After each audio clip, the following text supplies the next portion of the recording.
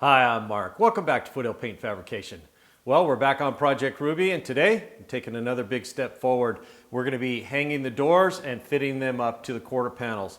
Now, this could go really easy or it could go really hard.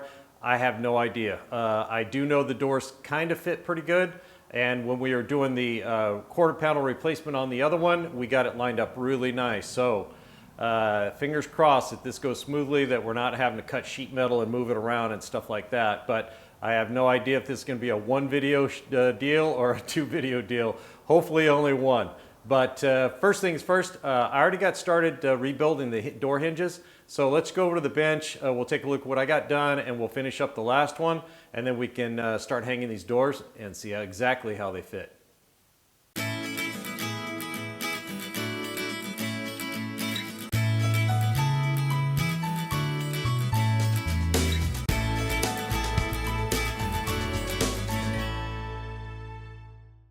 Okay guys, I already got the driver door lower hinge done, and this is the one that has the spring and the D10 arm that rolls on the roller right here. Now this roller was gone. It rolled so long that it just wore right through the pin and it just fell off. So you know, you have to do a repair kit on it. And I did buy the repair kit from OPGI. It's just a shouldered bolt with a new roller, and all you do is drill and tap at that and drive that in there. So we'll get to that on this next one. But I put the new bushings in and everything. Now, factory, the bushings, one was nylon, one was bronze. But the new kits you get are both bronze. I don't know why they put a nylon one in there, but maybe it's to keep it quiet. I don't know. But double bronze will be just fine for us. Now, the pins they send on the bushing kit, you can see they're a little bit different, a little bit longer. And you can tell right away the knurling right on this one. I don't know if you guys can see that. It's like less than 1/8 of an inch. And this is like 3/8 of an inch long or better. So we're going to use the factory pins because I know they won't walk out. That, I'm a little suspect that could walk out. Now they did cut a little groove for like an E-clip right there, but the problem is that pin doesn't make it out, so you can't put an E-clip on it. So we are going to use the factory pins once these are painted and ready to go back together for the final time. We're not going to use it today. Just like this one here, I just slid it in. I didn't drive it in, so you know it can be pulled in and out, but it'll be just fine for fit up today. So what we need to do is repair this roller. This one's kind of wobbly. That one I already had to do because it wore all the way through and fell off. So we're going to go ahead and get the repair kit on today before we move forward. Also, the upper hinges, this is off a 1967 GTO right here. It's a stamped steel unit. And I could just rebuild these, no problem. But the 1966 GTO is cast aluminum. And the only reason I got them, they weren't super expensive, but they're just more attractive, you know. And this car is going to go to shows, and I want it to look good with the doors open or closed. So I don't know what you think, but I'm pretty sure I like this one way better than that one. So that's why I bought these. They came from Classic Headquarters, no big deal there. I did also buy all new bolts and screws for the hinges to bolt to the doors and the body. So we are just about ready to go. Let's go ahead and get this old wobbly thing that's about to break off fixed, and then we'll get these together, and then we start hanging the door. All right, first we got to get this old roller out of the way. You can tell it's pretty wobbly, so it's about to break off. I think I'll just take the grinder and try to grind that head off, lift this off, then we'll cut it off smooth, drill it and tap it.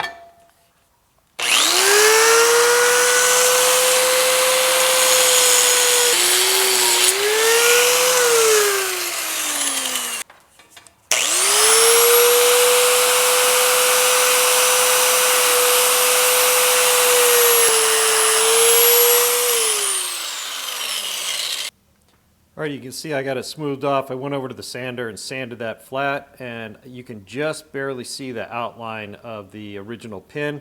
So I put a center punch mark right, well, as close as the center as I could get.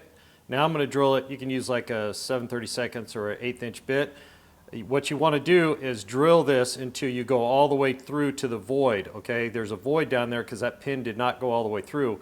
Since most of us don't have bottoming taps, you need to drill this all the way through so when you run your tap in, it'll cut threads all the way down for the repair kit. So let's go ahead and get this drilled out real quick, and then we'll get it tapped.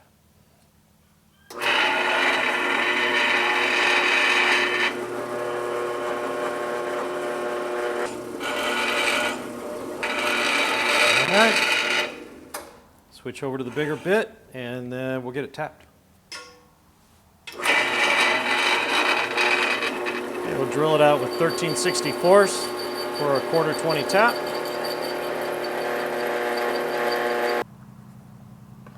Little tap magic, we're good to go. Now when this pin is put in, this shouldered screw is put in for the final time, I will use Loctite on it because we don't want it to walk out. But for today, we're just getting this repair knocked out before we start hanging these doors. All right. Just like that.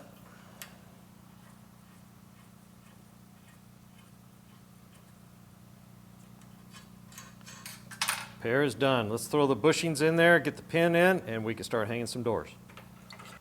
All right, the last thing to do is get the bushings in this piece here. So instead of pushing them in with the vise, which can damage them, what I like to do is just use a bolt. So a 3/8 bolt won't fit in here, but a 5/16 will. So we put a bolt in the washer, a bushing, then the other bushing on the other side, and then a washer, and then a nut, just like that. So what that does is it helps pull that in nice and straight because of the washers and the bolt. The bolt is holding them from getting cocked. So all we have to do is just put a ratchet on it, or in this case, my electric ratchet.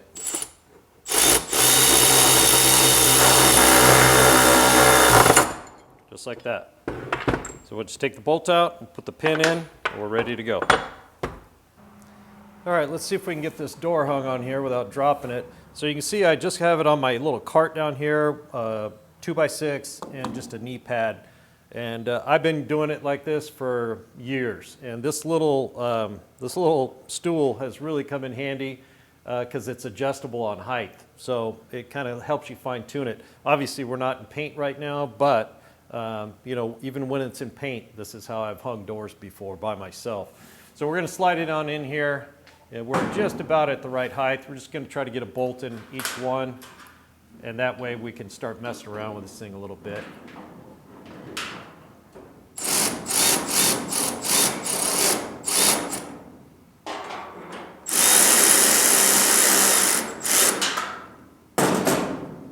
Now,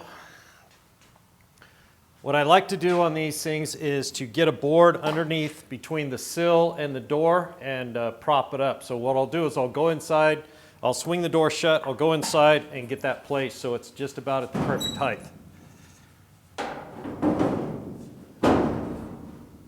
Then we can start snugging up those hinges. Okay, right off the get-go, it's looking pretty good. So I got a stir stick and a little piece of plywood underneath the sill holding it up. Hinges are still loose, just like when I put it on there. So really, the only thing that's holding it like this is just gravity and friction. So we've got a pretty good height right here. It's looking really good. The door could be slightly high, but once you tighten the hinges and pull the shims out, it's probably going to settle down. Our door gap, just laying it up there. I mean, I didn't do anything but shut the door. And it's looking good already. So we're going to start fine tuning that. Then we start looking at this gap right here. You see how it gets bigger at the top. Now you can cut these loose and move them. I don't know if I want to go that far or not, but our main goal is to get this door adjusted to that quarter panel as nice as we can get with a nice flow. And we will adjust this door to the body. We won't adjust it, you know, you think, well, how do you adjust the front of it because you don't have a fender on? You adjust this door perfect to the body, then you adjust the fender to the door, not the other way around. So you need to get this adjusted over here to the quarter panel. Quarter panel doesn't move, so you have all your adjustment here. Then you start tweaking it in and out and everything else. So you get these gaps right, you get this right. So when the door closes, the weather strip works right, the A-pillar lines up, everything else. I'll probably go grab the A-pillars and kind of pop them on there to see how this is all going to look, because that's the key. You're not just adjusting here, you're adjusting all the way around, including the bottom, okay? So give me a minute. I'm going to go ahead and try to get this door so it swings. I'll try to get the hinges all tightened up and everything, and then we'll start fine tuning the adjustment on it, and then we'll see, we'll come back and see where we stand. I got it, you know, kind of right, and then it slipped, and then the shims fell out, and then I got a funky twist in it, because remember, where the hinge bolts to the door, that gives you in and out and some up and down, okay? So if one is in and one is out, then the door is in a twist, basically. So it's sticking out at the bottom, and then it's sticking in at the top. So there's, you know, we've got quite a few dimensions to adjust this door in to get it just right. So, and then once you get that right, then you start worrying about, you know, height. You know, you want your gap at the bottom right, you want your, you know, you gap around your window right, you want the gap everywhere right. So then where it mounts to the body, that will get you your up and down and in and out a little bit as well. But you really need to adjust the hinges to the door first, then you can start playing around with the hinges to the body. Then sometimes you have to go back the other way and just keep fine tuning it. So give me a few more minutes. I got to get those shims taped down so they quit falling out. It's just driving me crazy. And then we can move forward with getting this door. It's not looking too bad right now, but then we can start checking it out, how it matches up to that quarter panel. All right, we're looking pretty good. We got a ways to go. I want to show you a few little tricks here. So you see right here, I've got a ratchet with a 1/4 inch socket on there and a number 3 Phillips screwdriver tip on there. It's taped to it because it's not magnetic. And I just reach inside there. Oh, you guys can't see, it's pitch black in there, but you can reach the center screw, okay? And on the bottom, you can reach the top screw and the bottom screw. The middle screw is actually out, so it doesn't interfere with adjustment. But I've got the others loose, so that allows you to reach in here, you know, kind of get the door where you want it, and then tighten those up, and everything stays. So it's a way better way than opening the door, trying to hold it in the right position, tighten it up, then close it, and open and close it 1,000 times. You can fine tune it just like this, and you can reach the body hinge bolts at the same time. So I've got the shims down underneath on the sill like I told you, and I actually, from my shims, I actually put a couple of pieces of sheet metal to get it to the right height. Then I got a block in here taped to it so that when I close the door, it closes at the exact position. So these are flush right here, and then I just got a squeeze clamp holding it shut while I'm doing all this. So I couldn't get the bottom in far enough. I hit the maximum on it. Of course, then all I had to do was go to the top on the door side hinge, loosen that up and pull it out a little bit. And when it did that, it kicked the bottom in over there. So you've got a lot of adjustment on these, a lot. Actually, sometimes too much. So now we're looking pretty good. The gap over here is not perfect, but it's looking super nice. But we are too low over here. So that means I don't want to mess with the door, the hinges hooked, attached to the door. Now I want to loosen the hinges at the body, and all I'm going to do is raise this up. So these gaps are always big. I've never liked that on the Chevelles and the GTOs. This gap, I always figure it was way too big. Later, I think we're going to modify this A-pillar to fill that gap in a little bit and make it a little bit tighter. But that's simple stuff to do.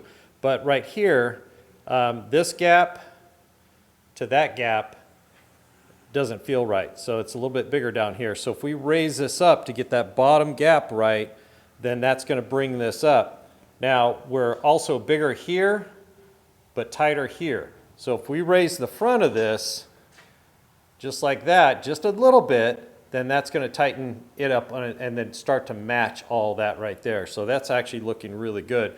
And if we come over here and take a look, well, it's a little bright outside, but that is looking really good. It's following that quarter panel beautifully. The only spot it's not is right here. So it's got a little bit of it's a little bit low right here, and that could be from this door handle.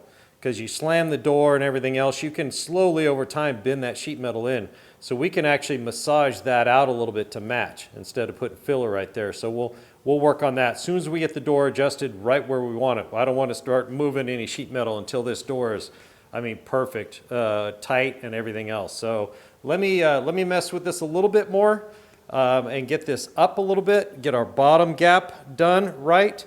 And then we might need to bend the door frame a little bit, because sometimes they get bent out over the years of hitting that weather stripping. They'll actually tip out, or somebody hanging on the door. Anything could happen, or just bad manufacturing when they were put together in '67. So you can actually just put your knee on that and give it a little bit of a tweak to get it back where it belongs. So give me a few more minutes. I'm gonna mess with it and try to get this up a little bit, get the rest of this right, and then we'll see where we're at on this bottom gap down here and the quarter panel to door gap. Okay guys, we're getting really close to start checking door gaps now. So, but it did sag a little bit when I let the shims off, and it's because I didn't preload my hinge. So I don't know if you guys can see that little bit of jiggle right there. Now that's in the bushings and the pin. Even though they're brand new, there's always a little bit of play. So you want to rotate it up and preload that, then tighten up your bolts, and that'll help quite a bit. So let me get that taken care of. Make sure the door doesn't sag, and then we can start checking door gaps. All right, guys, doesn't Ruby look good with a door? I can't believe how just putting a door on, how happy it's made me. But we are looking really good. We got the height, it's swinging nice. Everything's looking really good right now. And look at this line right here. Look at this body line. See if I can get in there tight. Look how well that door fits that quarter panel. Just beautiful. I think it may be the door corner right here may tuck in a little bit. No big deal to tap that out. That could have happened, oh, who knows when it was being stripped. It could have been happened anytime over all these years. But our door gap actually looks really nice. I'm really liking it. It is a little tighter up here, and I don't know if you guys can tell, but it seems like it opens up a little bit right here, kind of like the door goes in. From feeling the door, the quarter panel and then the door, it feels like it's the door that's got a little hoop-de-doo in it. But all in all, it looks pretty good. And as far as gaps go, door gaps go, you guys need to think uniformity on your car.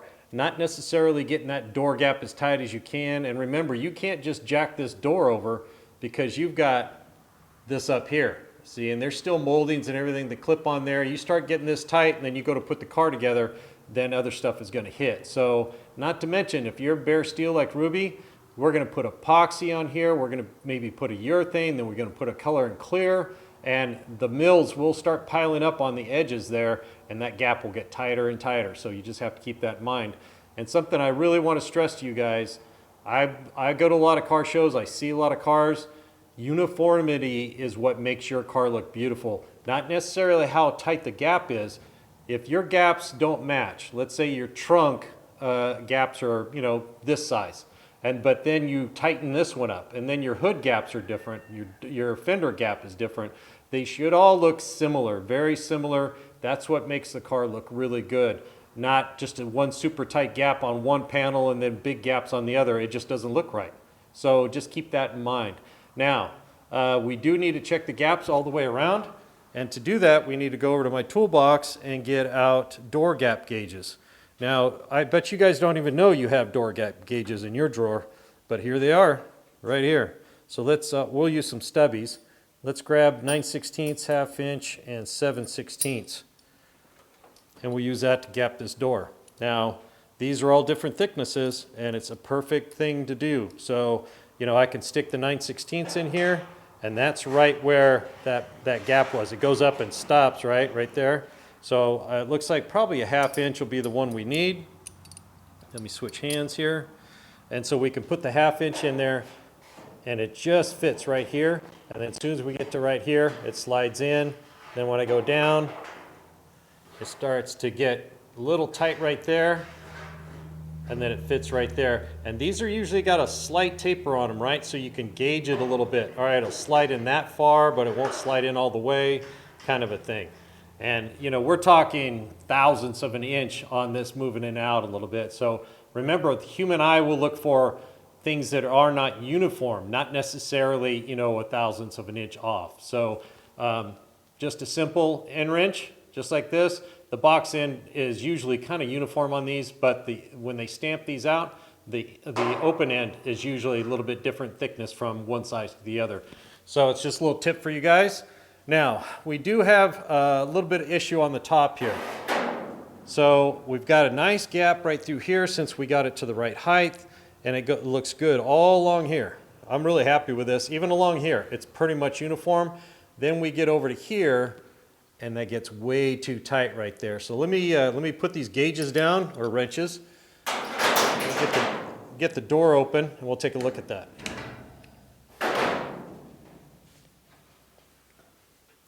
All right, so I don't know if you guys can make it out.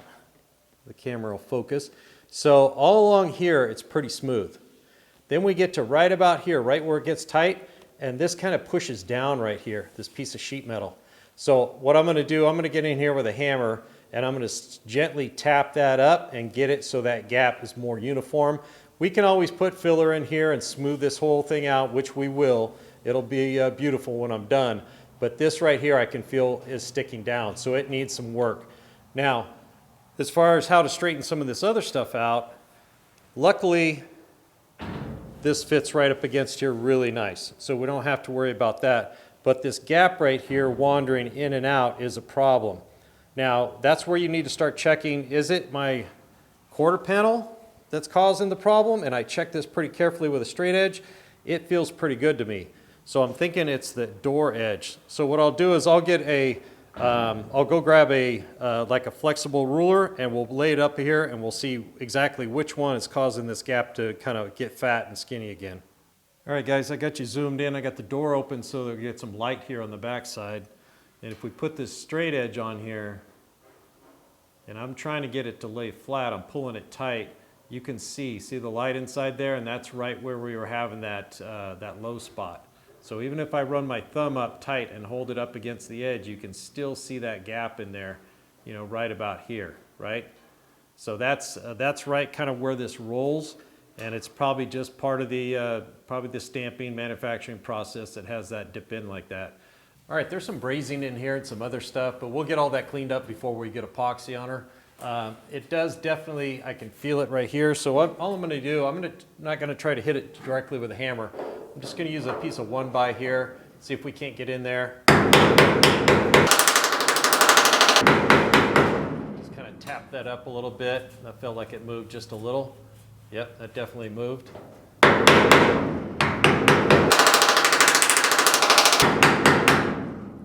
And that's all I'm gonna do. And that feels like it moved up a little bit. So I'm gonna move the camera out of the way, start closing the door, and just keep at that until that gap gets pretty uniform across here. Okay guys, I got that about as good as I can get it, I think. I can't get any more, and it's still a little tight, tighter than I'd like it. But short of cutting this and shortening it, which I don't wanna do, I think we're gonna have to stop right there. So let's go ahead and move down. We still have this edge right here to worry about, but let's go ahead and do the bottom lip here. I'm gonna check the gap, and then we're gonna check the fitment, see, up to the rocker. All right, guys, I know it's not the perfect angle, but I can assure you that down at this end is almost flush with the rocker, and down here it's pretty good. Now that corner's a little tipped in, no big deal to fix that, super easy with a hammer. So if we put a straight edge up against the rocker, right here at the bottom of the door sill, it is straight. That thing is perfectly straight.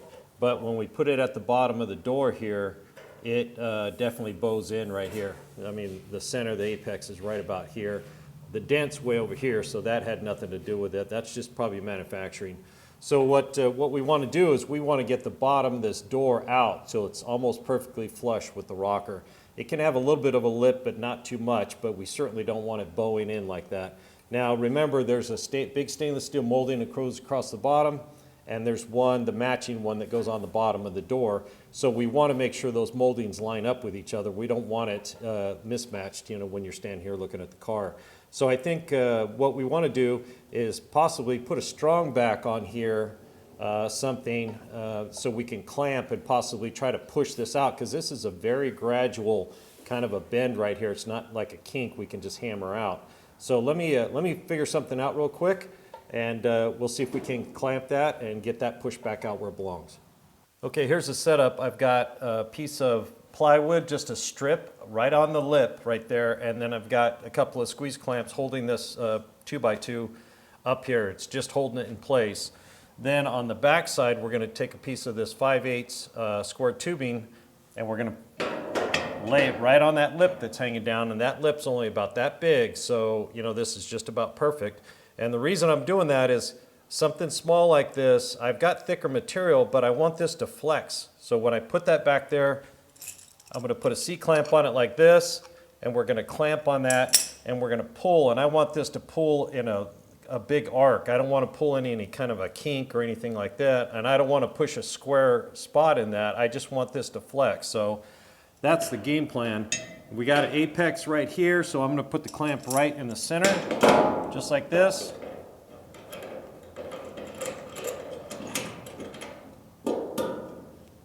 Now that lip is the skin that's been completely bent over and the inner door frame that's sandwiched in between it.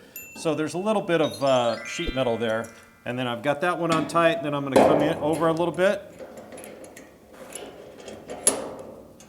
and add another clamp, and then I'll add another clamp, and what I'll do is I'll just start cranking on these little by little and keep squishing that in and pulling that lip this way. And basically that's it. I'm just kind of work my way back and forth until I can look down this. You know, I've got it spaced out evenly, so I can look down it and see if that kind of bow is coming out. So I'm going to go ahead and take care of that, and I'll bring you right back when we're done. All right, guys. I got the bow out pretty good, but now we need to straighten it. So I've got the 2x2 just clamped directly to the outer skin, so there's no gap at all. I'm just going to take a wood block, and we're just going to drive right on the lip. The reason I don't want to hammer right on the lip is because it's got a nice roll to it, and we don't want to crush that into a little tiny peak, right? So I'll use the wood block, and we'll just go along here.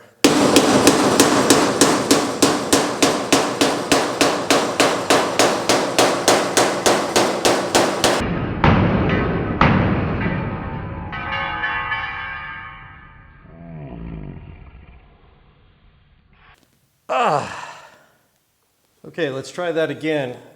Pro tip, take all the stuff off the top of the car before you start hammering on it, because it's going to fall down and clink you right on the head. That got me pretty good too. All right, where were we?